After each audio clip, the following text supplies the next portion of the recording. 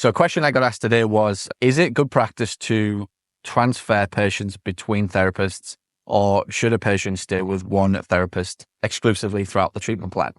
My answer, if you have more than one therapist in the business, then I would say you almost owe it to the patient. A lot of confusion and kind of false belief exists that patients only want to see one therapist. I completely understand it.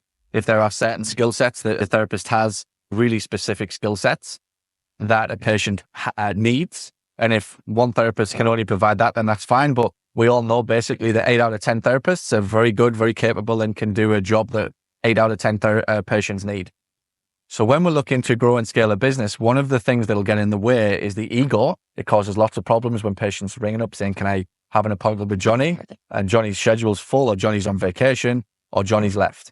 Patients will often say, I'll wait 3 weeks till he comes back if he's on vacation. And we don't want that to happen because it's going to leave gaps in your schedule. So it's not good practice to do it. I look at it from a point of view that the standard of care that they get is actually better if they see multiple therapists, because 3 pairs of eyes is better than 1. That's just a fact.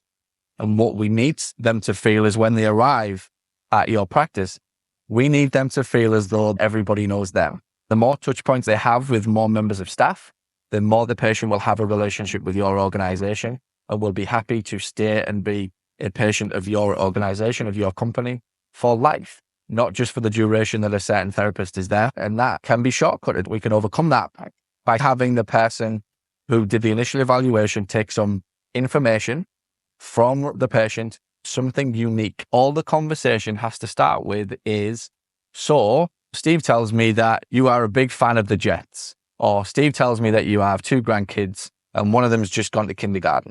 Tell me more about them.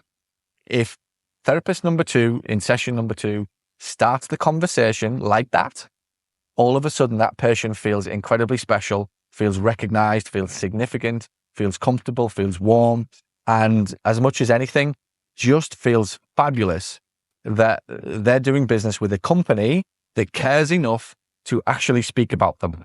If you do that, you will have less scheduling problems, less ego problems with members of staff who get above their station. Generally, you're going to be able to run that business on your terms for the good of the people you serve.